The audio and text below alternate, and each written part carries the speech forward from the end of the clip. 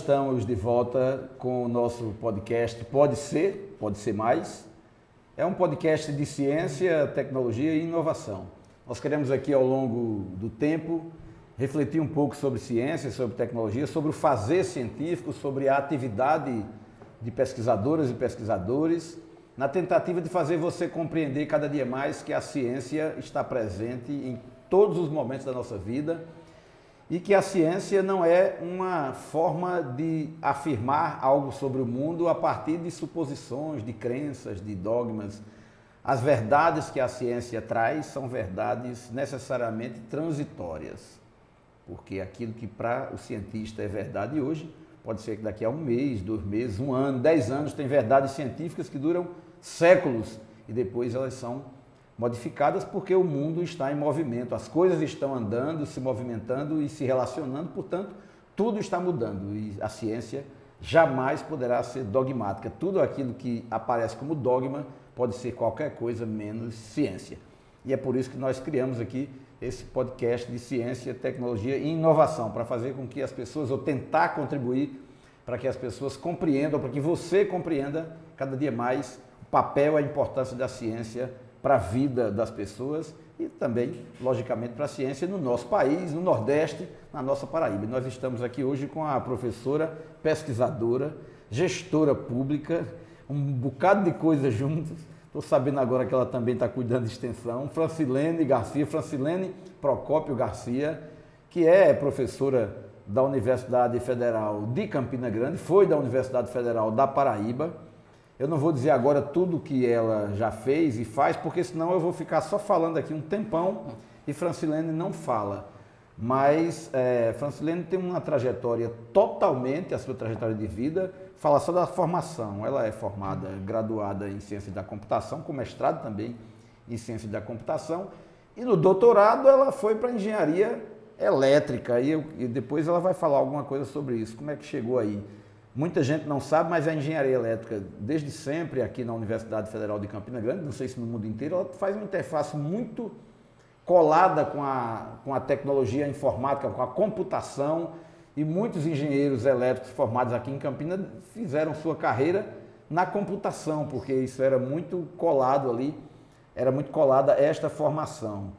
E a professora Francilene já ocupou muitos cargos, teve funções muito diferentes no país inteiro, depois eu também falo sobre isso, e aqui em Campina Grande. Agora, nesse momento exato, a professora Francilene Garcia ela é encarregada, responsável, é a condutora de um processo de implantação de um projeto paraibano em João Pessoa, localizado em João Pessoa, mas é um projeto da Paraíba, chamado Parque Horizontes de Inovação. É um parque tecnológico, nós temos um parque tecnológico aqui em Campina, Fundação Parque Tecnológico da Paraíba, que é da Paraíba, mas a sede é em Campina Grande. E nós teremos agora um parque tecnológico, um parque Horizonte de Inovação em João Pessoa, mas também é um projeto do governo do estado da Paraíba. E aí eu quero começar logo por aqui. Quero que você me fale por que e para que um parque com essa ideia, não é um parque com esse nome como o daqui, Parque Tecnológico da Paraíba. Parque Horizontes de Inovação. Muito bem, Rangel. Bom, primeiro uma satisfação estar aqui agradecer pela conversa, sua presença, claro. né? Agradecer por ter nos fortalecido com esse convite e dizer o seguinte, eu acho que o Parque Tecnológico Horizontes de Inovação, ele chegou no estado da Paraíba num momento extremamente oportuno, né? Oportuno porque a sociedade mundial, nacional, regional e local já há muitos anos compreende ou tem buscado compreender cada vez melhor a importância do diálogo entre a sociedade e especificamente naquilo que são os desafios que a gente chama do século XXI, trazendo o conhecimento que é gerado nas universidades para uma apropriação maior na sociedade, seja através das empresas que orbitam esses espaços, seja através das iniciativas que nascem dentro das universidades, vindo dos nossos alunos, né? Da nossa juventude que faz graduação, pós-graduação, muitos deles chegam cheios de sonhos, né? De desafios na cabeça e no caminhar na universidade começam a entender que alguns desses sonhos às vezes precisam de um pouco mais de apoio, além da iniciativa e da motivação de cada um. Então, o Parque Tecnológico Horizontes de Inovação tem exatamente essa característica.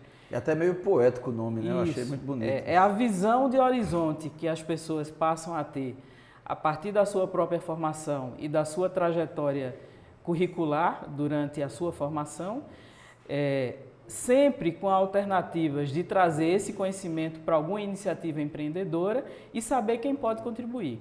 Então, o Horizontes de Inovação vem apostar, digamos assim, na juventude de pesquisadores que estão aí nas nossas universidades, que querem e gostariam de pensar de forma empreendedora a solução de alguns desafios. Começa em João Pessoa, até porque a capital do estado, mesmo um estado que é reconhecido como uma forte presença de universidades e muito fortemente também no interior. Paraíba é muito forte na tecnologia no país e no mundo, né? Muito reconhecido, a gente não tinha um ambiente que fizesse esse diálogo, então foi iniciativa do atual governador João Azevedo trazer isso para a nossa capital. Mas tem uma característica no Horizontes de Inovação, além dessa construção mais de uma narrativa de acreditar nos sonhos e acreditar de forma empreendedora, que é o fato de estarmos situados dentro do centro histórico da capital, né? A nossa capital tem um dos patrimônios históricos mais antigos, mais valiosos do país, muito pouco conhecido pela maior parte da população, é bom que se diga. Algumas questões, inclusive, precisam de uma reurbanização em se tratando de convivência, e o Horizonte de Inovação, ao se instalar num desses prédios históricos, que funcionou no século XIX, a primeira escola de formação de meninas, né, no estado, a antiga Escola Nossa Senhora das Neves. Ele está passando por um processo de reforma para exatamente abrigar. Mas uma coisa importante, Rangel, que é fundamental dizer, é que o Horizonte de Inovação, ele começa na capital, mas ele deve se estender para outros territórios do estado, onde a gente vai encontrar vocações similares, né? Poderia citar aqui como exemplo a região de Sousa, né? Perspectiva de instalar polos vinculados a esse... Exatamente. Então a ideia é que nós construamos uma plataforma... É inovador nisso aí também. É uma plataforma de desenvolvimento e fomento a iniciativas empreendedoras, que deve começar com algumas ações na capital, mas deve seguir e se estruturar em outros ambientes do nosso estado, onde a gente tem uma capacidade de experimentar uma ação similar ao que já aconteceu em Campina Grande já há muitos anos, começa a se estruturar melhor em João Pessoa e deve seguir para outros estados. Ou seja, o Horizonte de Inovação já nasce com esse desafio, né? Para outras cidades da Paraíba. De interiorizar cada vez mais iniciativas em prol do fomento de iniciativas empreendedoras. E também não fica preso somente à ideia da tecnologia como tecnologia de startup, de informação, de tecnologia de computação. Não, a ideia é que a gente desvende algumas vocações outras, né? Na capital, por exemplo, o fato de estarmos dentro do centro histórico já nos traz um desafio primeiro, que é o da economia criativa. Isso. Nós temos inúmeros talentos, inventores, pessoas que já vivem da arte há alguns anos, pessoas que precisavam de uma movimentação mais inclusiva, inclusive levando tecnologias recentes, mais acessíveis, tornando essas tecnologias mais acessíveis. É interessante dizer que dentro do ambiente do parque, até pela característica do centro histórico, nós teremos um museu, Museu Horizontes. Eu já ia dizer, aquele espaço ali vai ter muita gente que vai querer ir para ver o local, porque é muito bonito. Estive pensando até um mirante ali por trás, ali depois, e futuramente... Essa é a ideia, né? Essa que é a ideia, que a gente tem uma convivência muito bonito o lugar, de pessoas que possam discutir negócios, discutir desafios tecnológicos para determinados problemas, mas também olhar para uma coisa que eu acho que é fundamental hoje na vida de todo mundo, que é a compreensão da vida de uma maneira mais ampla, né? Então, seja pela via dos aspectos culturais que ali estão, né, a cada esquina, seja pela arte que já se desenvolve na região metropolitana de João Pessoa e de uma maneira geral no estado, seja inclusive pela interação com uma dinâmica de pessoas que passam ali. João Pessoa cada vez mais é uma cidade reconhecida dentro do turismo sustentável do nosso país como uma das capitais mais atrativas para as pessoas. Inclusive, já se fala em se desenvolver uma área que a gente chama de economia da longevidade, não é? Que é a capacidade atrativa. Agora, viu? Porque eu acho que de cada 10 pessoas que eu converso fora da Paraíba, o povo diz, eu vou me preparar para ir morar em João Pessoa. Então, esses diálogos que todos nós temos, e cada vez mais a gente sente, né, pelo fluxo migratório que se dá para a região de João Pessoa, não dá para você atuar de uma maneira aleatória. É preciso que se organize um ambiente para isso. Então, uma das iniciativas do Horizontes da Inovação é exatamente organizar um conjunto de empreendimentos que olhem para a economia da longevidade. É claro que a gente vai olhar para outras vocações que a gente tem, como o TICS, que já se desenvolve há algum tempo, a gente vai olhar para a própria questão dos empreendimentos de energias limpas e renováveis, é uma característica ascendente em relação à transição energética que o país vive, particularmente a região Nordeste e o nosso estado, mas é importante que a gente entenda que tem coisas de mais futuro e a gente precisa se antecipar. Então eu diria que a economia da longevidade para João Pessoa é uma das dimensões que o Horizontes da Inovação certamente irá contribuir fortemente. Legal. Francilene já ocupou cargos de gestão em muitos lugares, já foi secretária de Ciência e Tecnologia, secretária executiva da Ciência e Tecnologia do Estado, foi presidente do Conselho Nacional dos Secretários e Secretárias de Ciência e Tecnologia, foi gestora no Parque Tecnológico, na Fundação Parque Tecnológico, diretora-geral durante muitos anos. A Fundação Parque Tecnológico se organiza administrativamente como uma diretoria. E ela, durante muitos anos, teve sua vida confundida com o Parque Tecnológico o tempo inteiro. Né? E a gente compreende como é difícil executar programas, projetos dentro da estrutura pública a partir dos limites que a lei impõe, da burocracia, que é meio pesada, só quem é gestor público sabe como é que funciona isso. E a diferença que existe entre uma estrutura como uma Universidade Federal, para executar, contratar serviços, comprar, fazer aquisições de equipamentos, governo estadual, governos municipais, tudo isso tem um peso grande. É diferente um pouco das fundações, no caso, Fundação Parque Tecnológico, que é uma fundação de direito privado que tem pequenas diferenças em relação a uma fundação de direito público, por exemplo, como é a FAPESC. Né? Nesse novo momento nós temos uma legislação também nova em relação à questão da ciência e tecnologia de modo geral. Isso vem desde a grande luta na Copa do Mundo, né, do regime diferenciado de contratações, e tudo isso foi evoluindo e hoje muita coisa mudou. Qual é a proposta que vocês estão construindo, ou que já está trabalhada, como o ente jurídico e as formas como essa nova estrutura vai se relacionar com a sociedade para buscar, logicamente, dar essa agilidade e não ficar aquela caixinha presa ali sem poder dar passos, né, importantes e acompanhar o desenvolvimento das questões de inovação e tudo mais. Essa é uma questão, Rangel, que eu diria que desde que eu entrei, desde que eu me entendo por alguém que saiu da universidade com a formação, porque inicialmente eu trabalhei em Campina Grande, na prefeitura, implantando o primeiro polo de desenvolvimento, logo depois de formada, né, recém-graduada. Então, eu diria que o meu primeiro desenho de desafio foi tentar, à luz da legislação vigente ali, entender qual a melhor forma de fazer os arranjos institucionais que facilitem esse diálogo da sociedade com essa multiplicidade de atores, buscando sempre levar conhecimento na solução de problemas e melhoria da qualidade de vida das pessoas, que é o que a gente sempre busca. Eu diria que o Brasil evoluiu muito nos últimos anos, né? Então, desde o marco legal vigente, que é a lei, a legislação federal que é seguida pelos estados no nosso espaço de ciência, tecnologia e inovação, nós estamos falando aí de nada muito antigo, né? Nós estamos falando de uma lei primeira que veio em 2004, depois foi atualizada em 2016 e finalmente regulamentada em 2018. Então nós estamos o marco legal. Nós estamos há poucos anos da legislação mais recente. E aí o primeiro patamar, o primeiro desafio dessas ações todas foi a construção de uma ambiência legítima e segura juridicamente falando.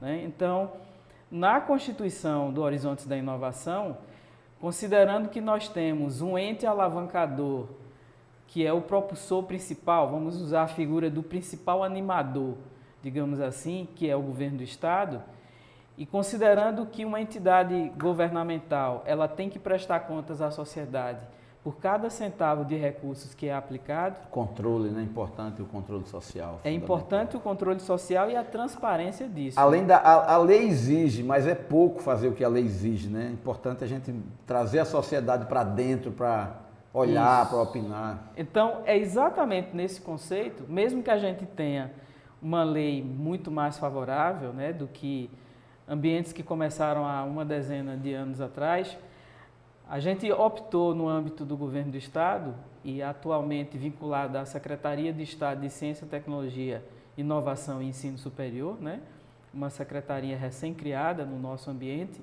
por trabalhar com uma fundação pública, porque ela majoritariamente na sua fase inicial ela vai ser mantida com recursos públicos. Isso. Então não havia como fugir desse processo e a fundação pública, mesmo atuando na ponta, fomentando iniciativas empreendedoras, usando de instrumentos como encomendas tecnológicas, que é um dos instrumentos inovadores criados recentemente. Dá mais agilidade, mais critérios de fechar mais o que se quer e no tempo. Sobretudo porque a gente trabalha nas encomendas tecnológicas com uma variável que o ambiente de manufatura tradicional não tem, que é o risco, né?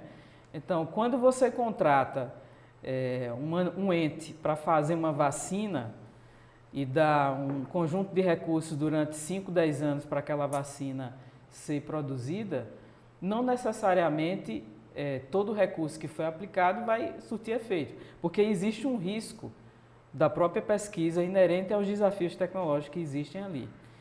Então, a encomenda tecnológica, ela consegue dialogar com esses desafios, trazer os parceiros governamentais para fomentar essas pesquisas, muito disso utilizando universidades e empresas existentes, e lidando com o risco tecnológico existente. Então, a sociedade ela ficará muito mais tranquila, digamos assim, em saber que os recursos de impostos que são pagos estão sendo bem aplicados e sendo monitorados. Então, a primeira coisa foi, decidimos por uma fundação pública, para que ela seja, obviamente, alvo dos recursos do Tesouro do Estado. Essa fundação pública terá vários entes do ecossistema local de inovação presentes na sua governança. Legal. Então, nós teremos, além do governo do Estado, a Prefeitura Municipal de João Pessoa. É bom que se diga que o Centro Histórico tem toda uma necessidade de readequação urbana que passa pela municipalidade, né?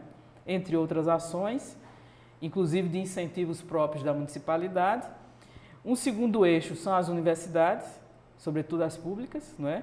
Que passam a colaborar na mesma missão que foi a que motivou o início da concepção do Horizontes de Inovação, que é trazer a sua pós-graduação, trazer algumas iniciativas da graduação para a resolução de problemas que a gente tem.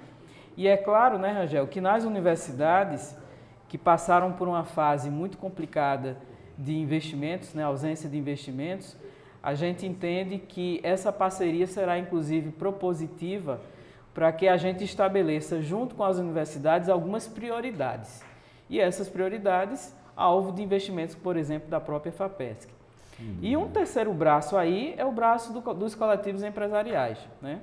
Numa pesquisa recente que nós fizemos, nós identificamos 120 startups ativas no estado da Paraíba. 70% delas estão em João Pessoa. E aí nós estamos falando de vários segmentos de atuação que a gente precisa acompanhar mais de perto. Quando eu falo de startup, é bom que se conceitue, eu estou me referindo a empresas que têm, em geral, menos de 10 anos de vida, existem há menos de 10 anos, portanto, nós estamos falando de empresas que nasceram no século XXI, que já nasceram utilizando economias de toda essa era da transformação digital, que mais recentemente se beneficiam de incentivos da forma de subvenção econômica, que são recursos não reembolsáveis colocados para que ela desenvolva suas tecnologias e seus produtos. E geralmente, isso é importante. É quase uma espécie de incubação mesmo, para dar marra, né? Para criar marra, se fortalecer, se consolidar e depois subir. Mas sozinha. Um ponto fundamental dessas startups é que na sociedade delas, em geral, nós temos jovens, né? Então nós estamos falando de uma geração que já não consegue se enquadrar no mercado de uma maneira que nós e gerações anteriores tradicionalmente aprendemos a conviver, sei lá, formas de concurso público ou outras formas de empregabilidade. Eles estão com o desafio de se tornarem produtivos sobre a sua própria ótica, né? Então, essas startups, eu diria, elas são fundamentais em termos de um novo momento, né, que o país e o mundo vivem. E aí a fundação pública, com essa governança participativa, ela terá certamente nos primeiros anos de operação do Horizontes da Inovação um papel fundamental nessa nova rota de desenvolvimento que o Estado da Paraíba, entre outros estados do país, vem buscando. E eu acho que a gente deveria sempre olhar para o Estado da Paraíba como um estado que pode não ser muito rico em recursos naturais, podemos não ter algumas características que outros estados da região têm, mas a gente tem um ativo fundamental que são as nossas universidades, né? O fato de você ter um pouco mais de 30 cidades do estado, com a presença em alguns deles de múltiplas universidades públicas, nos faz um estado que tem, se ainda não está vivenciando um desenvolvimento em termos de participação de PIB, em termos de região e de país, mas a gente tem os ativos necessários para isso. Isso eu falo não só em termos de cérebros, mas em termos de toda uma infraestrutura que a gente precisaria colocar de uma forma mais dinâmica a serviço da sociedade. Inclusive para explorar não no sentido de extrair mais-valia, né?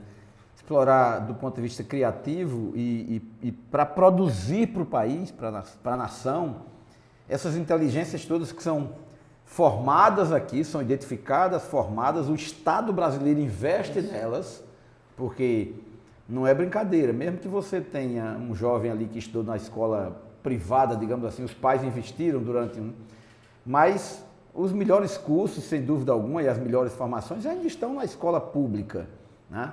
E formam ali e depois, de alguma maneira, há um investimento da nação naquilo ali, né? Um mestrado, uma graduação, um mestrado, um doutorado, independente disso, mas já somente a graduação, com investimento, com bolsa de pesquisa, iniciação científica, laboratórios, e as melhores inteligências que poderiam sonhar em desenvolver grandes projetos, às vezes aqui, terminam por também se evadir do país. Hoje já tem a possibilidade de trabalhar em casa, né, de uma startup aqui mesmo, aqui em Bodocongó, está produzindo para os Estados Unidos, produzindo para a Índia, para a Europa, para qualquer lugar, né, para a Rússia, China, mas aquela ideia de que nós precisamos ir atrás de fortalecer as bases tecnológicas também, para que a geração de alternativas possa se dar por aqui, para que a gente entre nessa disputa internacional, não somente com profissionais do mercado, mas na geração de produtos que possam também concorrer internacionalmente. Competência nós temos, né? Veja, eu acho que quando eu digo que o ativo principal a gente tem, que é o ambiente de formação de talentos, é para que a gente entenda que o que nos cabe, então, enquanto gestores, é buscar trazer as condições de permanência desses jovens talentos aqui e criando oportunidades, né? Então, quando você cita um jovem egresso de um curso de ciência da computação, por exemplo, que consegue hoje prestar serviço para empresas na Europa, nos Estados Unidos, a partir da sua residência em Bodocongó, isso é a verdade de uma boa parte dos nossos alunos, mostra que a gente tem um ativo de formação fundamental e competitivo, a gente compete com qualquer país. E quando o jovem, e eu já entrevistei alguns ex-alunos, tá? Quando esses nossos ex-alunos têm a condição de permanecer na sua cidade de origem, trabalhando, ganhando em euro, em dólar, eventualmente, a partir do seu ambiente, ele acha ótimo. Porque ele tem os seus ciclos de viagem, onde ele faz a imersão em outras culturas quando bem deseja ou quando as atividades assim permitem, mas ao mesmo tempo ele se mantém ligado às suas raízes, né? E isso eu acho que é um fato novo que a gente vem experimentando. Claro que nem todas as carreiras profissionais ainda já permitem ou vão permitir daqui a pouco situações como essa, mas a gente já vem experimentando isso. Então, esse ativo que a gente tem na Paraíba, ele é um ativo até difícil de se mensurar, né, em termos de valores monetários, o quanto isso vale, mas a gente precisa colocar isso como parte dessa nova guinada de movimentos em torno de um desenvolvimento mais sustentável. Potencialmente é gerador de riqueza. Totalmente, né? E assim, esses meninos e meninas começam inclusive a ter uma multiplicidade de linguagens, eu diria. Não só linguagens e idioma, né? Porque muitos deles precisam se tornarem proficientes em outras línguas para atuarem dessa forma, mas uma ação que eu acho fundamental é a troca, o intercâmbio cultural, né? Isso é fundamental. E eu queria só usar um exemplo de Campina Grande. Campina Grande é referência em muitas áreas de atuação por uma coisa que eu acho que aconteceu muito fortemente nos anos 60, até meados dos anos 80, 90, que foi a diversidade cultural que a gente tinha aqui. Hoje a gente tem terceira geração de indianos, né? Vários países europeus, franceses, italianos, né? A migração que teve da América Latina, chilenos para cá, bolivianos, a gente teve uma efervescência de outras culturas, além da migração, né, de pessoas de polos como Campinas. De pessoas que vieram trazendo uma riqueza de conhecimento para compartilhar aqui, né? Exatamente. Isso é fundamental para o desenvolvimento atual, né? Você falou aí, eu pegando um gancho aqui, você falou dos meninos e meninas. Como é que é uma menina nesse ambiente aí de tecnologia marcado? Eu estive nos 70 anos do CCT, na Federal, e aqui na UFCG, e quando vi a presença de uma diretora adjunta do CCT ali ao lado, como diretora adjunta, e chegou a informação que nunca uma mulher foi diretora do Centro de Ciência e Tecnologia aqui da UFCG.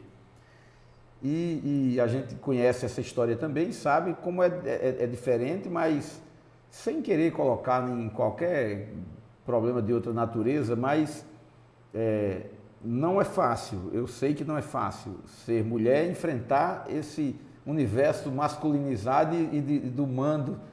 Não é muito, mas tem algumas mulheres que se destacam, mesmo assim não deve ser muito tranquilo isso, mas como é que você vê além disso e que outras iniciativas? Estou propondo você se candidatar para o CCT não, tá? Você é a primeira lá. Não, no caso teria que ser no SEI, né, que é o meu centro. Sei, com a divisão, mas não com a divisão você ficou no SEI, né? Mas eu considero interessante. E você tem tido uma trajetória de proeminência, de protagonismo nessa luta e no debate nacional. A professora Francilene foi presidente da Amprotec no Brasil, que é uma instituição que tem relacionamento com o mundo inteiro, que se relaciona com a questão da tecnologia, né? É diretora da estrutura da diretoria atual da SBPC, já vi a lista que ela vai continuar na SBPC, que é a Sociedade Brasileira para o Progresso da Ciência. Então tem toda uma história vinculada a essa luta, além de conselheira de dezenas ela atualmente do Conselho Nacional, do Conselho de Diretor Nacional do SEBRAE, de conselhos de outras instituições, depois eu vou citando aqui uma por uma, mas é uma participação muito permanente, sem deixar de ser professora, sem deixar de ser mãe, sem deixar de ser uma pessoa ativa em tudo. Como é que é isso, hein? Não é fácil, né, Rangel? Não é fácil. E assim, eu diria que nos nossos cursos de tecnologia, a gente precisa trabalhar com políticas assertivas, afirmativas mesmo, para aumentar a diversidade de gênero, né? Eu, como professora da ciência da computação, em geral, a primeira coisa que eu faço no início de semestre é observar se o percentual de alunas cresceu, se manteve, se tem alguma variação. Porque eu sou uma das pessoas que tem batalhado pela questão da diversidade de uma maneira geral. E é claro que parece, né, e eu já li sobre isso, estudos aí de algumas pessoas que se dedicam a olhar essa coisa da diversidade, até os 6, 7 anos, os meninos e as meninas têm mais ou menos os mesmos sonhos, né? Ah, eu quero ser, sei lá, astronauta, isso pode ser de um menino ou de uma menina, são sonhos similares. Vai aumentando a idade, a menina já começa, por alguma razão, que é a sociedade certamente que impõe, a se colocar numa situação um pouco mais limitante em relação a esses sonhos. Vai podando aos poucos. Isso não é coisa de mulher. Tem alguma coisa aí que a gente precisa mexer, né? Então, me parece que a gente precisa começar com essas políticas assertivas desde o ensino fundamental 2, 1, seja o que for, e seguir, né? Eu participo, enquanto secretária da SBPC, de um prêmio que a gente tem anualmente e premia as mulheres, as meninas na ciência, né? Esse prêmio é exatamente uma dessas iniciativas. Começa com as alunas do nível médio e segue alunas de graduação e pós-graduação. É fundamental a gente mostrar que na sociedade a gente tem que ter igualdade, né, de presença. Então, eu diria que o nosso Brasil precisa melhorar muito em relação a isso. E certamente que a gente tem uma lacuna grande na questão da diversidade. E eu não estou nem entrando aí em outras minorias subrepresentadas, tá? Mas a questão de gênero precisa ser tratada. E certamente, Rangel, que um dos problemas, e a gente precisaria entender um pouco melhor a nível da sociedade, é a própria falta de apoio, né, a um conjunto de ações que a mulher tem que demandar. Então, eu vi um estudo do próprio CNPq, alguns anos atrás, que as mulheres, elas, na fase que tinham seus filhos, acabavam sendo preteridas de fazerem parte de grupos de pesquisa. Veja só. Por quê? Porque certamente durante o processo de maternidade, sobretudo na primeira etapa, essas pesquisadoras teriam aparentemente menos tempo. Então, nem dão a chance. Os grupos de pesquisa simplesmente deixavam escanteadas essas jovens pesquisadoras. Então, é preciso que a gente crie uma significativa compreensão. Não é muito diferente de uma loja que se recusa a contratar uma mulher ou casada porque pode engravidar e pode tirar uma licença. O CNPq deu um salto recentemente quando previu, inclusive, algumas ações de proteção à pesquisadora durante os ciclos de maternidade. Eu acho que a gente precisa reforçar isso, né? Eu faço parte do Conselho de Administração do Instituto Serrapilheira. Sim, que é uma novidade importante. É um dos poucos institutos privados, né? Um destaque aqui, né? No Brasil é a primeira vez, me parece não, acho que é a primeira iniciativa privada, né, que se constitui no país, de porte, né, com volume de recursos, para apoiar a ciência, para apoiar iniciativas que têm um viés mais direcionado para a questão também do meio ambiente, de novas tecnologias, né, de natureza, saúde, essa questão mais voltada para proteção ambiental e novas alternativas de futuro ligado à energia e outras tantas coisas, mas é a primeira grande iniciativa. E olha que milionário e bilionário no Brasil não falta não, tem muitos, mas é uma iniciativa brilhante e que merece destaque. Que é a fundação? É uma instituição de direito Serrapilheira, né? É uma instituição de direito assim, privado. E você está lá Eu estou lá no Conselho de Administração há um pouco mais de um ano, aliás, tem sido uma experiência excelente, exatamente olhando esse outro lado, né? Minha atuação até então era mais no ambiente de natureza com recursos públicos. E aí o que a gente observa lá, o Serrapilheira, ele aposta no jovem cientista brasileiro que trabalha na ciência de fronteira, tá? Então é aquela grande pergunta de avanço científico em algumas áreas. Então você tem uma formação matemática muito forte, você trabalha com ciências de dados, entre outras coisas, muito fortemente. E o Serrapilheira, nos últimos anos, tem apoiado jovens cientistas com muito potencial que certamente sairiam do Brasil, mas hoje resolvem ficar. Mas eu puxei o Serrapilheira para dizer que desde a sua origem, o Serrapilheira acabou de fazer 5 anos em operação, considera que a presença da jovem cientista é fundamental. Então, o Serrapilheira já nasceu como instituição. Com esse princípio. Com um princípio de apoiar as minorias subrepresentadas. E aí, obviamente, que a questão de gênero entra. É fundamental ver que, inclusive, no Conselho Científico, o Serrapilheira tem vários pesquisadores renomados internacionais no Conselho Científico, ajudando a esses jovens cientistas a modelarem os seus estudos. Temos metade de mulheres, né? Então há uma premissa de que a sociedade, de maneira justa ali, representada, homens e mulheres, é fundamental. Mas eu acho que a gente precisa colocar isso em várias áreas da vida, né? Não apenas no ambiente acadêmico. E muito provavelmente, iniciativas que a própria FAPESC tem feito, né, conduzido regularmente, traz essa missão. E tem um detalhe aqui, já que você falou em Amprotec. Eu presidi a Amprotec exatamente entre 2012 e 2015, por 2 mandatos. Num levantamento que nós fizemos naquele momento, coincidentemente, né, tendo uma mulher à frente da entidade, a gente tinha um alto percentual de mulheres sócias de startups e dirigentes de ambientes promotores de inovação. Veja que, há 20 anos. Que interessante. Eu saí em 2015, né? 2012, 10 anos. Quase. 10 anos. 10 anos. Mas é algo que me parece alguma coisa do tipo, né?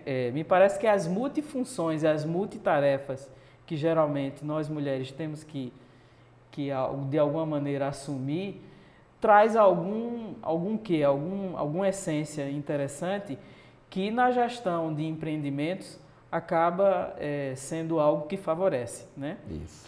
E aí, isso inclusive a gente viu outros estudos que saíram mais à frente, com a própria iniciativa do Sebrae, do sistema Sebrae, de buscar entender um pouco melhor isso, a ponto de algumas agências de fomento formatarem carteiras de crédito voltadas para empreendimentos que são liderados por mulheres.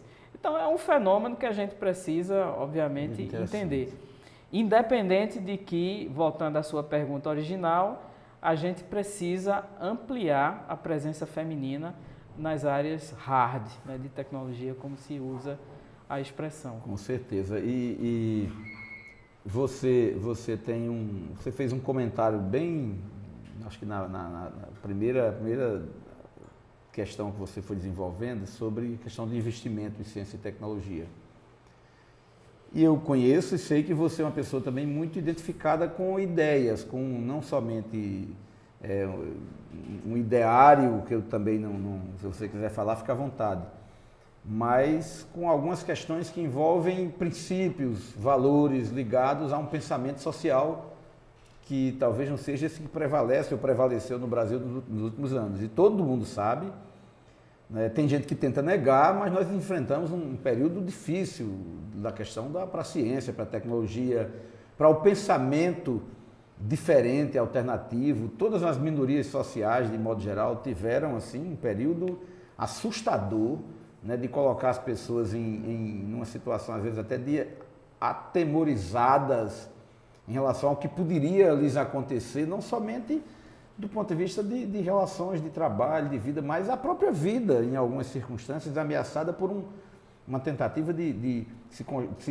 constituir um caminho para a nação que tem a morte, parece, como horizonte, não a vida. E tivemos momentos aí, eu sei que você assinou manifestos em apoio a comendas, a premiações dadas a cientistas, né, que você tem uma participação, esse debate nacional que envolve não somente o marco legal é um desdobramento de uma luta de décadas, né, mas toda a questão que envolve a ciência, a tecnologia, a inovação, a própria SBPC, que para quem não sabe, a SBPC é uma entidade da sociedade civil que se organiza para defender os interesses da ciência e da tecnologia, da ciência de modo geral, né, para construir, e se reúne há 7 décadas, se não me engano. 75 anos. 75 anos, né, anualmente, né, uma lacunazinha ali de nada no momento crítico, mas anualmente se reúne para pensar a ciência brasileira e do mundo inteiro, fazer essa interlocução e é algo assim fantástico ao longo das décadas. E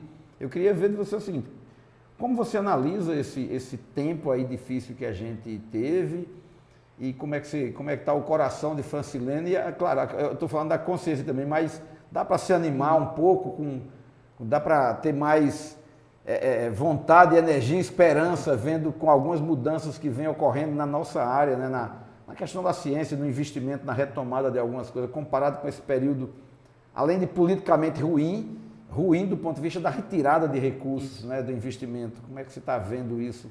Angel, acho que a gente respirou assim, né? Começou a receber oxigênio para as células voltarem a vibrar, porque os últimos 4 anos, eu diria 6, né?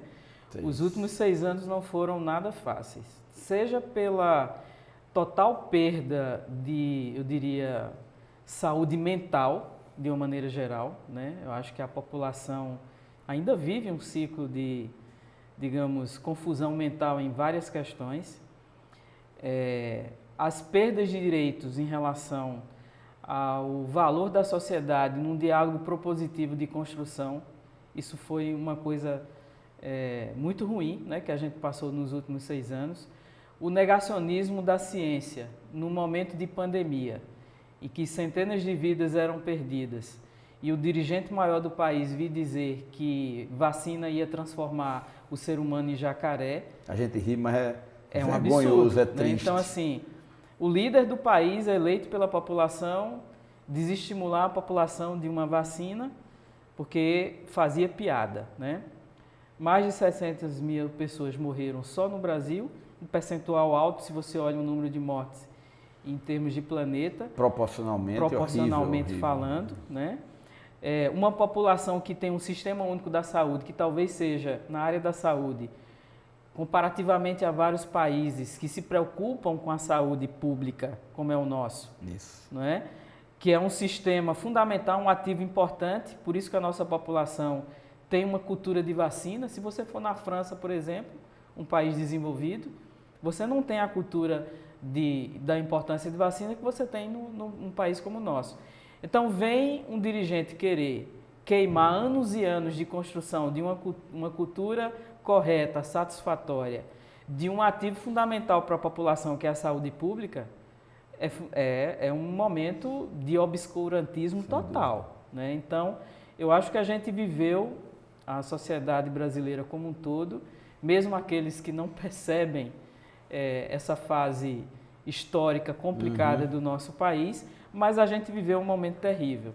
E eu diria que a gente não vai, mesmo com um governo progressista hoje comandando a instância federal do país, eu não acho que a gente vai suplantar todas as sequelas que a sociedade acabou recebendo ao longo desses anos, do dia para a noite. Muito pelo contrário, eu acho que a gente foi alertado enquanto sociedade de que existe um conjunto de políticas públicas que precisam ser introduzidas na sociedade. O efeito danoso dessa visão autoritária, né? Autoritária coberta de liberdade de expressão, porque as pessoas se enganavam achando que tinham o direito de se pronunciar. Queremos liberdade e democracia. Quando na realidade para não usar palavras mais complicadas, é uma tentativa de criar, usando uma expressão nordestina, cabrestos para manipular as pessoas. Mas são cabrestos mentais mesmo. São cabrestos mentais. Então, a gente tem uma sociedade que precisa ser ajudada.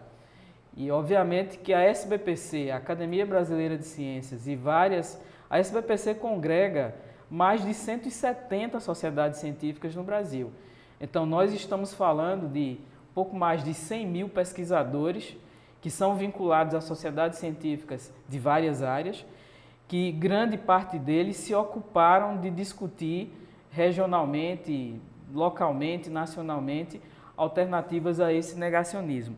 Do lado dos militantes da ciência, vamos usar assim a expressão, uma coisa que a gente aprendeu, Rangel, foi que a sociedade brasileira precisa entender que a gente faz ciência boa, mesmo apesar de todas as descontinuidades. Uma pesquisa que o CGE, que é uma organização social do Ministério da Ciência e Tecnologia, fez em 2019, no início dessa fase negacionista que a gente viveu mais fortemente, mostrou que menos de 20% da sociedade brasileira, se você pergunta, me fala o nome de um cientista, as pessoas não sabem, não conhecem os cientistas brasileiros. Me digam uma instituição que faz ciência no Brasil. Citavam Fundação Oswaldo Cruz, citavam Butantan, citavam a USP, porque talvez seja uma grande universidade, mas a gente sabe que isso é muito mais. Então, do lado da militância em prol da ciência, uma das coisas que a gente entendeu é que a difusão dos resultados da ciência de uma maneira mais transparente, com mídias como essa que você está construindo aqui, com linguagens acessíveis, precisa ser ampliado, tá? Fortemente. Aliás, o Serra Pilheira é uma das instituições que hoje mais fomenta a difusão científica e tecnológica no Brasil. E são inúmeras iniciativas no Brasil, incluindo populações indígenas, certo? Populações quilombolas, que fazem as suas visões de como divulgar a ciência para que ninguém fique de fora. Então, acho que a gente vai ter que trabalhar nisso muito fortemente.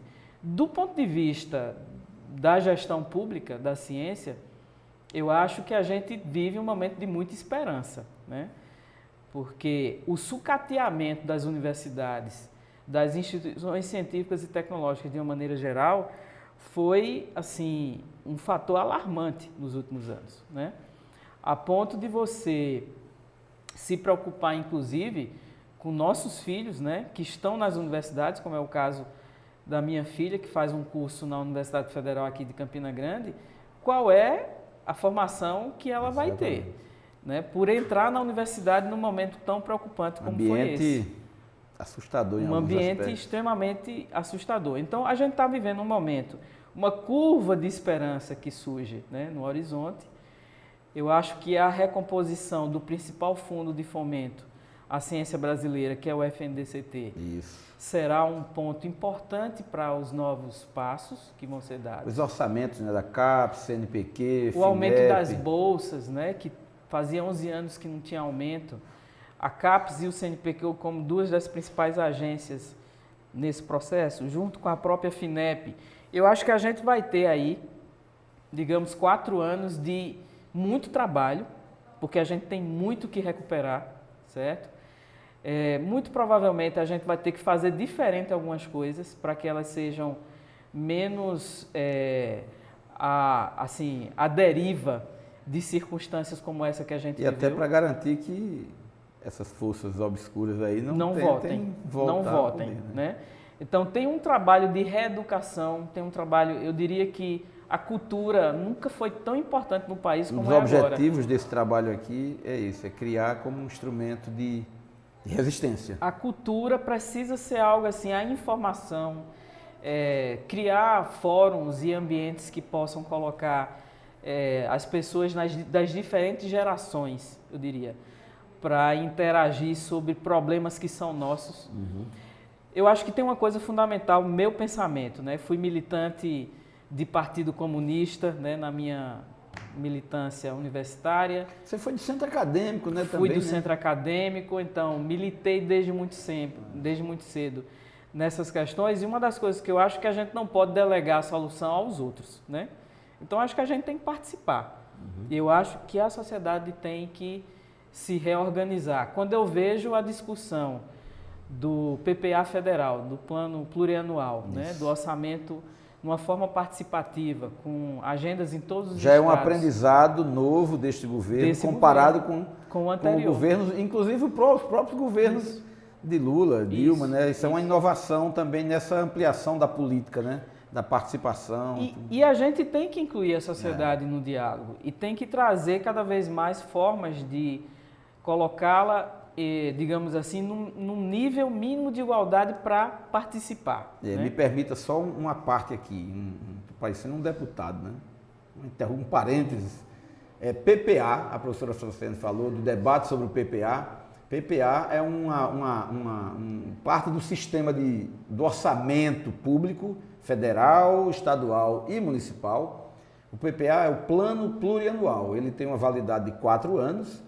E o orçamento de cada ano que o município aprova, o estado aprova, a União aprova, aquele orçamento ele depende, chama LOA, Lei Orçamentária Anual. Ele depende de uma outra lei que é anterior, que é Lei de Diretrizes Orçamentárias, que é LDO, que é aprovada também a cada ano. E a LDO de cada ano é feita com base no PPA, que é o Plano Plurianual. Ou seja, o PPA é um debate extremamente importante porque o Estado da Paraíba, os municípios, a União, essa discussão é o que vai indicar pelos próximos 4 anos quais as áreas prioritárias de investimento, quais são o que é que vai demarcar cada área de investimento. Eu desculpo o parênteses tão grande, mas é para que as pessoas entendam. E é para você precisa saber disso, porque faz parte da sua vida. E isso é fundamental, né, Rangel? Você ter o direito de chegar e dizer, eu gostaria de ter políticas mais assertivas para isso, para aquilo, isso é fundamental. As prioridades vão ser definidas em conjunto.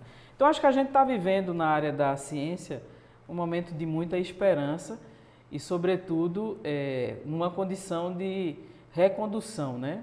Por tudo que a gente vivenciou nos últimos 6 anos. Eu acho, inclusive, que esses anos de total falta de clareza, né, e de discernimento, né, sobre o que é a sociedade, mostrou que o Brasil tem um desafio muito grande, né, que é a educação da nossa população. Né? Não é só educar quem está na escola, não, é educar... Politicamente falando, trazer uma dimensão cultural importante. E eu acho que isso precisa estar dentro dos radares, né, das ações e iniciativas desse governo. Isso não é um ministério, isso não pode se delegar ao Ministério da Educação isoladamente, isso é de toda a esplanada, né, se a gente assim for olhar. Usando o termo esplanada porque estão lá todos os ministérios. Todas as áreas que possam ter interferência da gestão pública no... E no diálogo com as instâncias estaduais e municipais, porque a gente precisa olhar também no locus, né? A gente fala tanto em melhorar a segurança pública, quando a gente sabe que uma boa parte da solução da segurança está na educação, em trazer oportunidades para as pessoas. Então, eu acho que isso é, talvez, o grande desafio que esse governo Lula tem, e até está nas falas dele em diferentes situações. E eu acredito que existe uma parte da população que precisa ser incentivada a passar a acreditar nesse país, né? A gente tem escutado falar bastante na questão das preocupações climáticas, dos biomas, né? Isso nas discussões que se dão nos grandes veículos, mas certamente se você for buscar pessoas de camadas mais vulneráveis socialmente da sociedade, essas pessoas não entendem que debates são esses. Então, eu acredito que todos precisam ser incluídos no debate. Então, por isso que a gente precisa aumentar a nossa capacidade de comunicar. Eu lembro de uma frase, eu sou psicólogo, né, de formação, mas a vida inteira eu estive estudando um pouco de política também. E quem é militante termina estudando economia. Alguém diz, não, mas você é psicólogo, não se meta nesse assunto, não. Não, mas eu estudo um pouco de história, de economia, eu me interesso por astronomia, né? Pode ser que alguém ache estranho, não, mas eu me interesso por astronomia, eu me interesso por literatura, me interesso por arte, de modo geral, música. E eu lembro de uma frase, eu nem lembro agora se, eu não vou dizer com segurança, mas Vladimir Lenin, o grande condutor da Revolução Soviética, ele dizia que pensava uma política para que a dona de casa se interessasse pelas questões do Estado. Essa frase pode pode aparentar uma banalidade, mas na verdade é aquela ideia de que aquele senhor, aquela senhora que está lá na zona rural, cuidando das galinhas, cuidando do roçado, ou cuidando de uma horta, ou de um plantio ali de macaxeira, ou de inhame, ou de batata, ou qualquer que seja a sua atividade para tentar gerar, ela precisa compreender, essa pessoa precisa compreender que tudo que acontece lá na prefeitura, lá na Câmara de Vereadores, lá na Assembleia Legislativa, nos governos, na União, na eleição a cada 2 anos de um vereador, de um prefeito, de um deputado, de um governador, de um senador, de um presidente ou uma presidente. Isso e aquelas decisões que são tomadas no cotidiano impactam diretamente a sua vida, impactam diretamente, não é somente o preço do pacote do café, né, mas impacta na aposentadoria, a perspectiva de um Estado que proteja a pessoa também. O Estado não existe, não é para ajudar a acumulação dos donos de bancos, né, como essa questão aí dos juros no Brasil, questão da dívida pública. Esses juros aí de 12,75%, que são os mais altos do mundo, com a ideia de independência do Banco Central, por exemplo, eles fazem com que 800 bilhões por ano sejam sangrados para o setor financeiro. 800 bilhões, entenda. Você tem aqui 800 reais, 800 mil reais, 800 milhões de reais, aí bota mais 1.000. 800 bilhões de reais por ano são sangrados da riqueza do país para o setor financeiro somente de juros. Se isso caísse para 200, que seria um juro, por exemplo, compatível com o que é praticado nos países desenvolvidos, na maioria dos países, de modo geral, caísse aí para uma faixa de 5% ao ano, sobraria 600 milhões. Ou seja, quem está preocupado achando que trabalhar, fazer isso aqui, mas precisa compreender que o seu trabalho ele pode estar sendo colocado numa condição de diminuir aquilo que você produz, diminuir o valor daquilo que você faz, a partir daquilo que se decide também na política. Então a ideia é que a gente discuta sobre isso, reflita sobre isso, e todas as pessoas se envolvam efetivamente nisso. Né? Eu acho que esse é um caminho para a gente mudar de uma forma mais justa, Isso. socialmente falando, no nosso país. É o único, é a inclusão. E não existe ninguém com problema menor. Eu também acho isso. Eu ia trazer um café para cá, né? Aí eu fiquei pensando, aí fiz uma pergunta, aí uma pessoa disse, não, Francilene não toma café de tarde não. Por que Francilene não toma café de tarde? Depois eu falo de mim, mas eu sei que cafeína, né? É estimulante. Tem um amigo que toma café durante o dia todo e diz ele que dorme bem. Tem pessoas e pessoas, né? E por que é que você não toma café de tarde? Muito provavelmente a cafeína para mim não funciona, porque ela acelera, né? Então, se eu tomar café após 13 horas, 14 horas, eu não vou ter uma noite de sono tranquila. Eu fico feliz quando eu encontro alguém que é igual a mim. eu não consigo.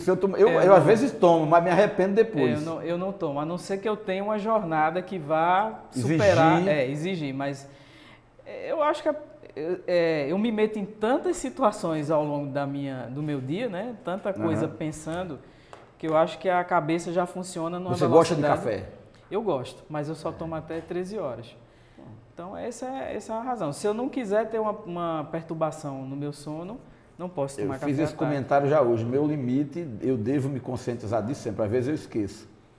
Mas meu limite é um café depois do almoço. Terminar de almoçar, como uma espécie de sobremesa, tomar um café. Qualquer um que eu tomar depois desse horário, principalmente perto de 4, 5 da tarde, E eu gosto de café forte. É o meu caso também. Então aí... Próxima vez grava de manhã, aí o café você entra. toma café de manhã. Francilene, mas me tira uma dúvida, que é uma dúvida grande. Né? O meu entendimento eu sou muito curioso com a tecnologia da informação, sempre fui muito curioso. Quando a internet começou a acontecer como uma atividade privada, como uma possibilidade de uso privado, né? Porque a internet, antes da gente começar a usar em casa, já existia nas universidades, né? Existia em outros ambientes de pesquisa, de ciência. Na universidade o pessoal já usava, né, o ICQ e algumas coisas para trocar informação. Né? Essa coisa de alguém estar de um lado do computador e outro está do outro lado do computador, isso é coisa de 30 e poucos anos para cá. Hoje eu vinha discutindo com o motorista, ele perguntando, professor, nos anos 80 tudo era muito atrasado, né? Parece que teve um... Não, é porque se você olhar mais para trás, agora a internet deu uma guinada que construiu uma possibilidade, a rede mundial de computadores provocou uma transformação gigantesca, porque a ideia de que tudo virou uma via de mão dupla, de informação vai, informação vem em tempo real, isso criou uma situação que de alguma maneira, para muita gente, internet é o WhatsApp. Né? Ou assistir um vídeo, ou uma rede social, ou ficar meia hora, uma hora dando risada com os memes e as brincadeiras de Instagram, de TikTok e assim por diante. Mas essa tecnologia, ela serve muito para, além de aproximar pessoas, contribui também em tudo com a sociedade. Né? A tecnologia para monitorar um roçado, por exemplo. Nós temos hoje tecnologia para monitorar se um boi comeu a quantidade, tem um rebanho de 200 cabeças de gado, mas tem uma tecnologia que permite que você identifique que um boi ou uma vaca naquele dia não comeu a quantidade que deveria. Portanto, e isso tudo automatizado, isso tudo ajuda os processos de produção de modo geral, mas ajuda a vida da gente. Hoje em dia tem relógios, pulseiras que dizem se você dormiu bem, que identificam com uma certa precisão se o coração está batendo bem. E ao mesmo tempo existem tecnologias também para ajudar o processo de tomada de decisões, em todos os sentidos, seja o dono de uma mercearia, de uma de uma pequena propriedade rural, de uma empresa de informática, de um governo. E eu sei que você trabalha também, já desde cedo, a professora Francilene, já bem jovem, foi ser professora pesquisadora na China, né, em Pequim. Né? E depois eu queria até que vou aproveitar um tempinho ainda que a gente tem, que você faça como foi sua primeira experiência como professora. Eu sei que você começou a dar aulas ainda muito jovem. Eu também, antes de 26 anos, eu já estava em sala de aula. Eu comecei com 22. Pois é, e como é que foi essa experiência? Eu quero que você... Depois eu puxo o assunto para você lembrar, mas talvez até para a gente encerrar isso. Mas eu queria que você me falasse um pouco da sua área de conhecimento, nessa questão que você desenvolveu e desenvolve e busca pesquisar, como criar alternativas de modelos ligados à computação para favorecer o processo de tomada de decisões, e compreensão de análise de sistemas, de modelos, de atividades, e como é que isso funciona e como é que se constrói isso de forma que as pessoas entendam para que serve, uma coisa em que se aplica objetivamente e com qual objetivo? Eu acho que a gente está vivendo hoje, Rangel, um momento de, talvez, mais um ponto de inflexão, de mudança na forma de consumir e na forma de produzir na sociedade, né? Gozado essa expressão internet, né? Se você pergunta uma senhorinha já na sua fase aí de vida, não sei o que ela disse, não, eu vou procurar na internet, né? Qualquer coisa. A internet acabou sendo na vida das pessoas como se fosse aquela expressão metafórica para dizer que tem resposta para tudo. O oráculo. Né? Quando na realidade a internet é uma mera comunicação entre dispositivos, você consulta alguma plataforma que está sobre ela, né? Mas metaforicamente se fala em tudo tem na internet, né? Quando na realidade vai numa máquina de busca de uma plataforma ABC e ali você encontra as informações.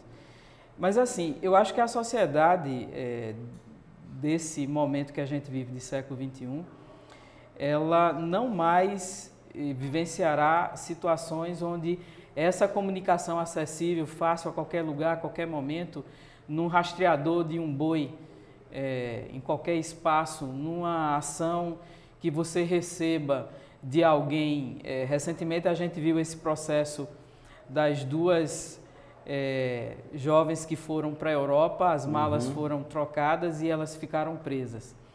Esse outro dia eu estava viajando e a pessoa que estava do meu lado, falando com uma pessoa pelo celular, disse, tranquilo, o voo vai sair no horário e a minha mala está no voo, porque o rastreador que eu coloquei na mala está dando uma posição dentro do avião. Então, pessoas já estão colocando rastreador em malas. Então, eu acho que a gente está vivendo um momento, Rangel, e isso eu estudei, fiz o meu doutorado já voltado para ambientes que usam informação para ajudar a tomada de decisão. Cada vez mais coisas, sensores, câmaras fotográficas de vigilância, quaisquer dispositivos que estejam ligados à grande rede de computadores que é a internet, além das pessoas, quando você interage numa rede social, quando você recebe mensagens e publica informações, a gente está gerando trilhões de informações ao longo do dia. Essas informações estão na nuvem, né? E obviamente que cada vez mais a gente vai fazer uso de técnicas de análise de dados para melhorar a nossa capacidade de compreender o que é produzido e usar isso a favor das nossas atividades, né? Então, quando um lojista lhe oferece, quando você vai passando em frente à loja, um calçado com uma promoção, é porque ele sabe que você, Rangel, é cliente daquela loja, já comprou calçado outras vezes, sabe o perfil de produto que você gosta, porque usa essas tecnologias, a ponto de sentir, pela aproximação do seu celular, que usa o dispositivo de geolocalização, né? Geolocalização no ambiente territorial físico, e ele diz, olha, entra aqui que tem um produto que você talvez possa gostar. Então, para várias finalidades, a geração e o consumo de informação associada às técnicas de análise de dados e outras questões vão favorecer a melhoria da qualidade de vida, para o bem e para o mal, né? Porque a quantidade de tentativas de roubo de dados pessoais para fins de uso e aquisição de bens de maneira inapropriada é muito criminoso, grande, né? É. Então, às vezes você está aqui e recebe um SMS, não é nem uma mensagem de WhatsApp, é uma mensagem de texto, dizendo, fizeram uma compra de tanto nas lojas XYZ. Aí a pessoa vai e clica no link, porque não fez aquela compra. Quando ela clica no link, ela já deixou o celular dela totalmente nas mãos da quadrilha que está fazendo esse tipo de crime, que chama em inglês phishing, do português pescaria. Na realidade, eles jogam a isca, você cai e ele começa a fisgar as informações pessoais para roubo. Então, a gente está vivendo uma sociedade que não tem mais retorno o uso das tecnologias digitais, mas é preciso que as pessoas sejam, digamos assim, informadas sobre como fazer o melhor uso. E é claro que não dá para esquecer, aliás, essa pesquisa saiu essa semana, nós temos 36 milhões de brasileiros excluídos digitalmente. A certo? pandemia provou isso de forma a duras terrível, penas, crua. Né? Então, são 36 não, tá todo milhões. mundo, hoje em dia todo mundo tem um Não. celular, todo mundo tem internet. Mentira. Não. Nós vida- temos 36 milhões de E pessoas alguns têm, mas excluídas. não usam para uma banalidade. E grande parte da população brasileira, 92 milhões de usuários, acessam a internet via um dispositivo de celular, né? O que não é significativo para várias das atividades que as pessoas podem fazer.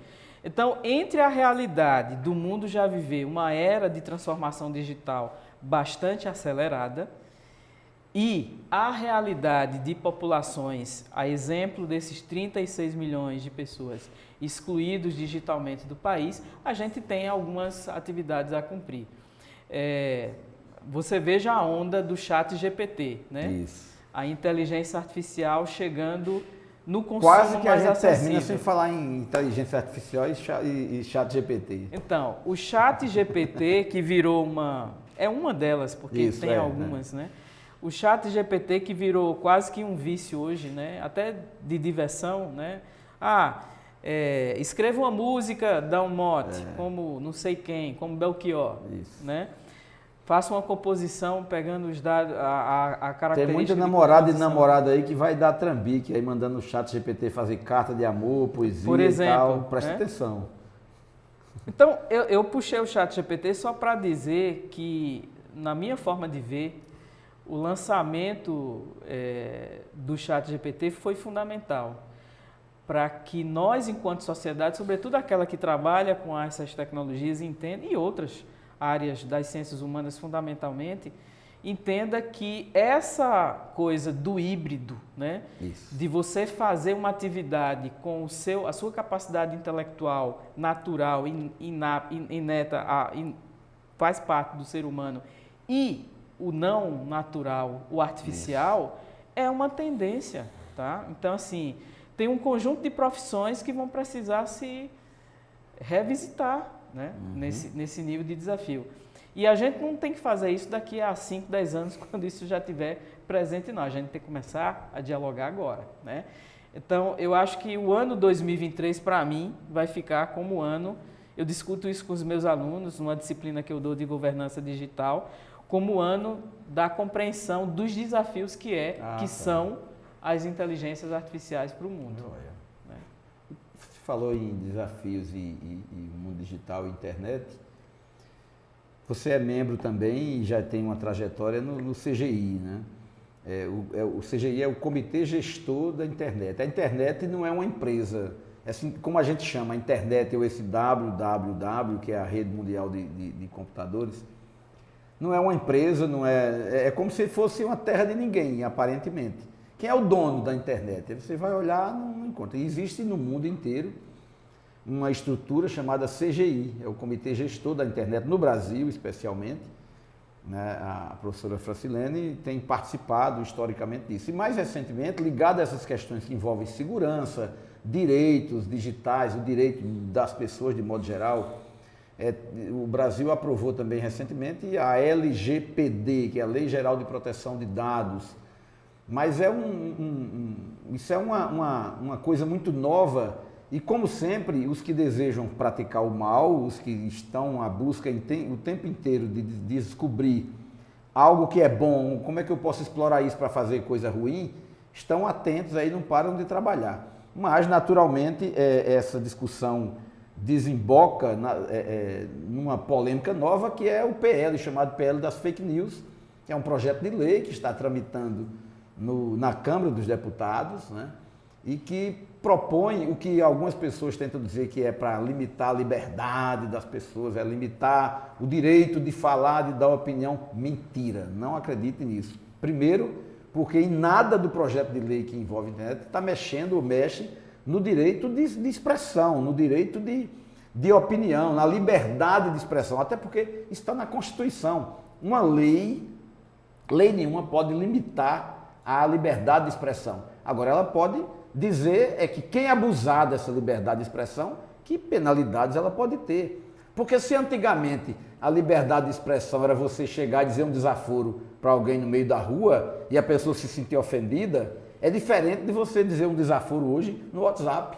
É diferente de você publicar no seu perfil de rede social algo que ofenda não somente a uma pessoa, mas milhares de pessoas, talvez milhões de pessoas. Então, a liberdade de expressão ela é plena conforme a Constituição. Porém, é preciso que se controle alguns poderes grandes demais, por exemplo. O que é que o Google, por exemplo, nos dá de liberdade de expressão? Não, você pode fazer o que quiser, que é tudo livre, sim, mas eu sou livre também para cometer crimes, por exemplo, usando as plataformas digitais, usando o YouTube, por exemplo, usando outras redes sociais de forma escondida, né, clandestina. Então, o que se pensa, por exemplo, como é que essas pessoas ganham dinheiro? Como é que o Google, o Bing, a Microsoft e essas outras estruturas todas, como é que elas ganham dinheiro? O Twitter, o TikTok, a gente usa, brinca, não paga nada assim, mas isso é um serviço público, é gratuito, esse povo está fazendo isso de boa vontade, né? Então, por trás disso existe uma máquina gigantesca mundial. Quando eu digo gigantesca, quando você pensa em máquina de comunicação, imagine a Globo como a grande, poderosa empresa de comunicação brasileira, aí multiplique isso por 1000 ou por milhões, aí você vai entender do que nós estamos falando. São de estruturas poderosíssimas, tão poderosas que hoje já se chama de Big Techs, né? Que é um big, todo mundo sabe que é grande, né? Gigante, né? Gigantes da tecnologia. E aí eu queria que você falasse um pouco disso, né? Como é que você está vendo esse debate? Como é que a gente pode ajudar as pessoas a compreender melhor e deixar de se assustar e acreditar em certas fantasias que tentam pregar aí, como se estivéssemos pelo contrário. Ninguém está querendo voltar à barbárie, está querendo controlar a possibilidade de querer instituir uma barbárie, na minha opinião. O grande problema, Rangel, é o seguinte: eu até gostaria de citar um trecho daquele escritor israelense, né, do Homo Sapiens, Yuval. Ele fez uma comparação da seguinte forma, eu acho que explica bem o problema que a gente está vivendo. A gente, na Revolução Industrial, né, a gente vivenciou um ponto de inflexão nas mudanças do desenvolvimento econômico dos países, né, da geração de riquezas, onde você tinha, naquele momento, quem liderava?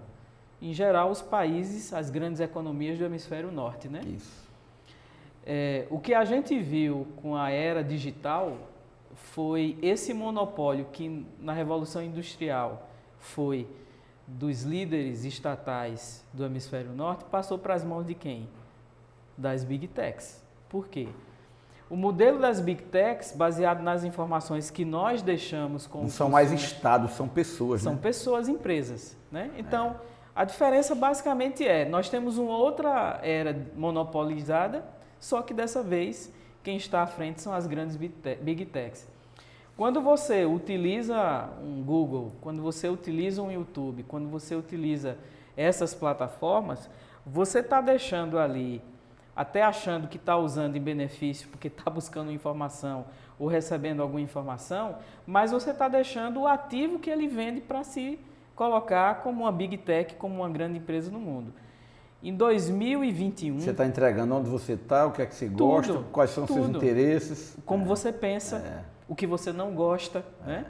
Então, em 2020, 2021, que é o dado que eu tenho agora em mente, a Alphabet, que é a empresa que é dona do Google, do YouTube e de outras que tem nesse grupo aí, o lucro dela, 70% veio da margem dos patrocínios, que são essas imagens que você recebe quando faz uma busca, direcionando para um determinado conjunto de produtos e serviços. Então, 70%, Rangel, qual é a empresa que existe com a margem de lucro que ela tem, né? É uma das empresas de maior fortuna do mundo, está entre as 5 maiores, que tem essa margem de 70% de patrocínio, tá? Então, assim, é claro que isso, em algum momento, tinha que ser revisitado, né?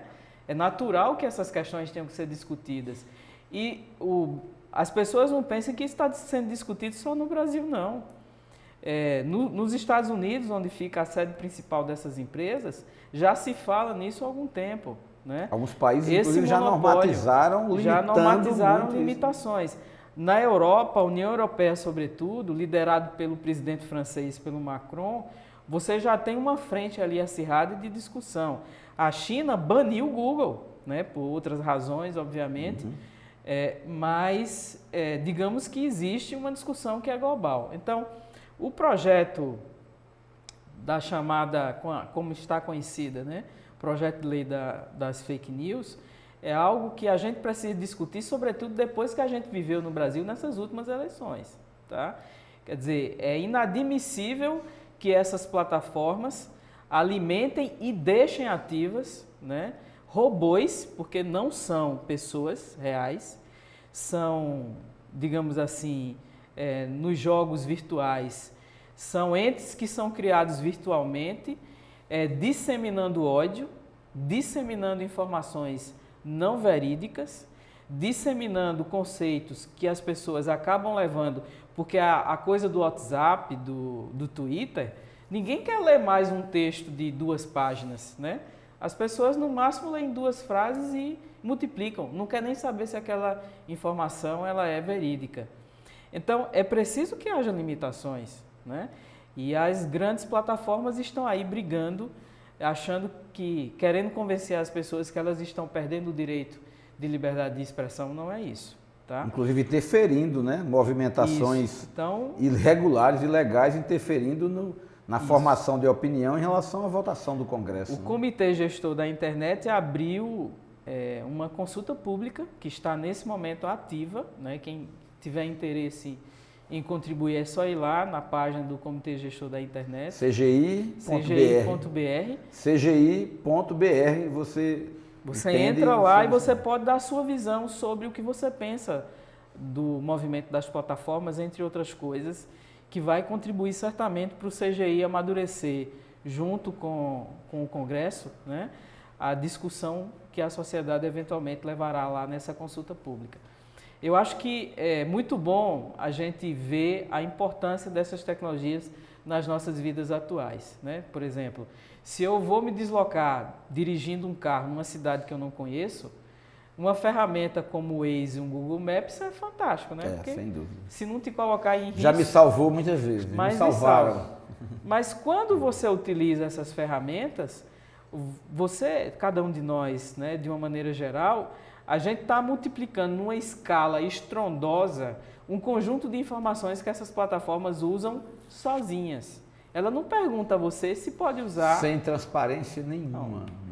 Então, assim, a gente precisa ter clareza de que a convivência com as tecnologias digitais é algo que faz parte das nossas vidas, mas é preciso que haja transparência e alguma curadoria na forma como esses dados são utilizados.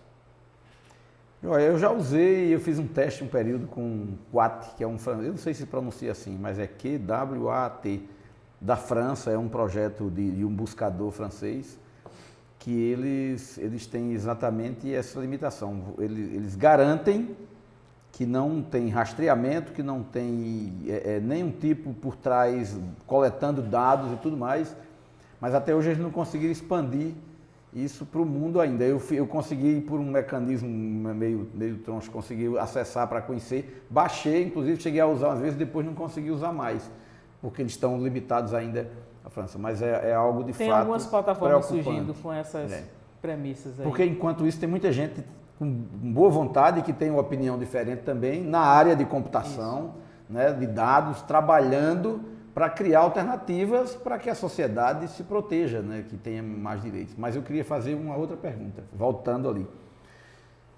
Quando você estava estudando, quem vai fazer ciência da computação não vai fazer pensando em ser professora ou professor. É muito difícil. Você entra para fazer computação. Quando eu fui ser psicólogo, quando eu fui estudar psicologia, eu não pensava em ser professor de psicologia, eu pensava em ser psicólogo. E durante o curso foram surgindo coisas na minha vida que foram me conduzindo para ser professor de outras coisas. Quando eu terminei o curso de psicologia, eu já não queria outra coisa que não fosse ser professor. Como foi, Francilene, como foi esse fenômeno aí na sua vida e desse começo aí da vida de professora? Veja, até originalmente eu queria fazer graduação em física nuclear, na minha fase de ensino médio. Que geral completamente novo comparado a uma mulher naquela época. Mas eu queria fazer física nuclear. Eu entrei na universidade em 84 e naquele momento só tinha no Rio de Janeiro. É do time de Cláudio Furtado, porque Cláudio disse que lá atrás ele se interessou por física nuclear. Pois é, eu tinha interesse em fazer física nuclear. E aí, obviamente, mesmo morando numa cidade acadêmica, naquele momento já reconhecida, né? O que tinha de mais próximo aqui era engenharia elétrica, digamos assim.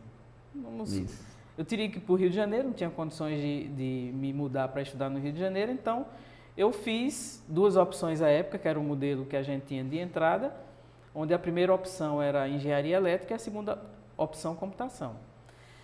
Entre a realização do teste e a saída do resultado, eu um pouco desanimei com a engenharia elétrica e aí eu disse, não, eu vou para a computação porque eu quero trabalhar pelo menos em sistemas que me mostrem mais algumas coisas que eu queria cumprir na questão de física nuclear. Mas diria que o que mais me animava era correr o mundo, certo? Então, assim, o que eu fui para a computação... De alguma maneira deu certo. O que eu fui para a computação era para ter uma porta de entrada para viver experiências em outros países. Quando eu terminei a graduação, eu fui cooptada pelos dirigentes da época para fazer mestrado. Então, não tive nem muita... Que era um funil bem apertado naquele período. Né? Então, me cooptaram junto com outros colegas para fazer mestrado. E é bom dizer que, em 1987, quando eu terminei a graduação, a Universidade Federal da Paraíba, então Campus 2, Campina Grande, estava implantando a sua pós-graduação, Rangel. E eles tinham interesse em ter docentes que pegassem alguns desafios ali. Daí eu fui para a pós-graduação. E aí acabei, digamos, mesmo sem ter escolhido, e aí teve um íntere aí nessa questão, porque eu fui para uma escola Brasil-Argentina de computação no final da graduação. Era um programa que o Brasil tinha com a Argentina. E eu me empolguei em trabalhar numa empresa argentina que trabalhava, inclusive, na área de sistemas de apoio à tomada de decisão. Sua primeira experiência internacional? Foi um estágio, um estágio de 3 meses, em 1986. Eu estava no 7º período do curso e eu fui para essa Escola Brasil-Argentina de Informática, numa cidadezinha próxima a Buenos Aires. Fiquei lá 3 meses. E voltei com a determinação de que terminaria a graduação e iria para a Argentina, né? Só que quando eu terminei, teve essa coisa da cooptação aí da pós-graduação e simultaneamente um convite para assumir a área de desenvolvimento de polos tecnológicos em Campina. Então foi isso, na prefeitura. Então foi isso um pouco que me segurou.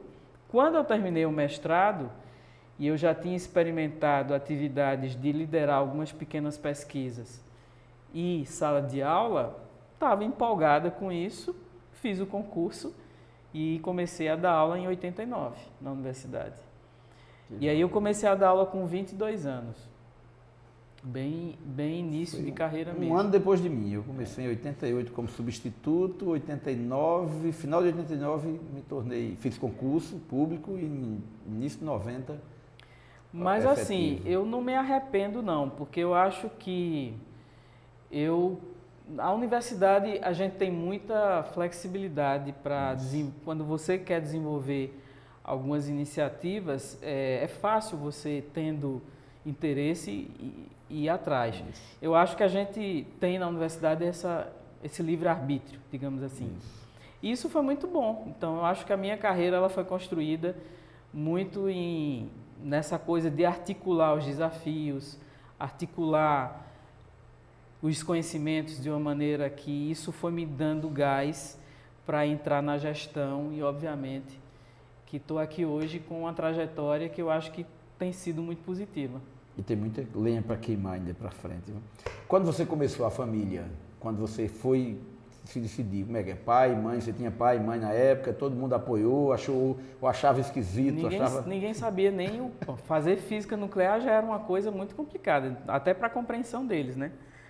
Mas fazer computação foi algo que me deu muita, digamos assim, clareza do que eu queria. Mas um dado aí é que eu saí.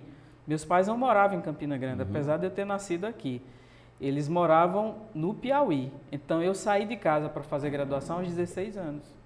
Então, já morei sozinha, sem, digamos assim... Teve que criar marra logo. Ligeiro. Aos 16 anos, né? Então, não tinha muita coisa de combinar, não. Era fazendo mesmo, né?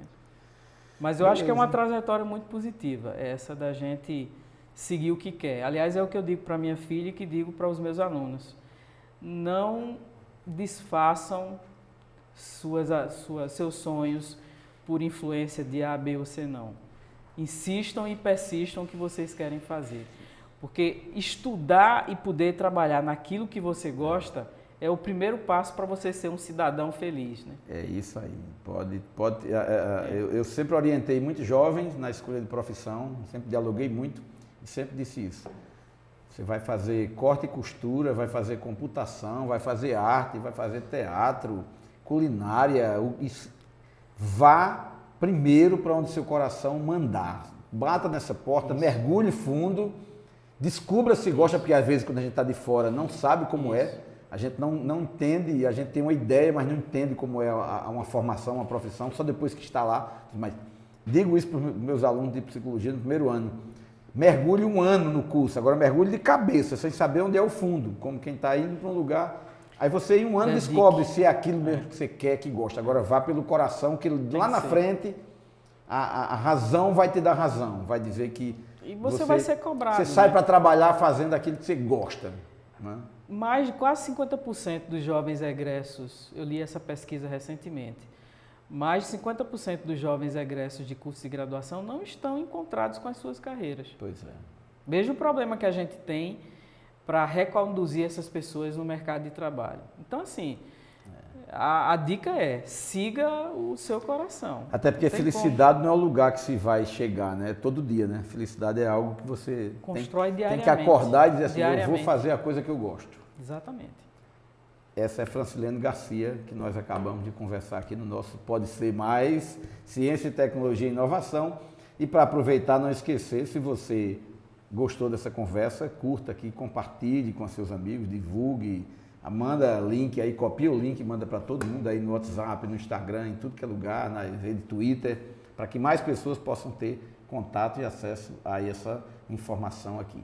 Muito obrigado, Francilene. Obrigado, Angel. Foi um prazer. Espero vir outro dia para a gente fazer de manhã e tomar café. Pois não. Valeu.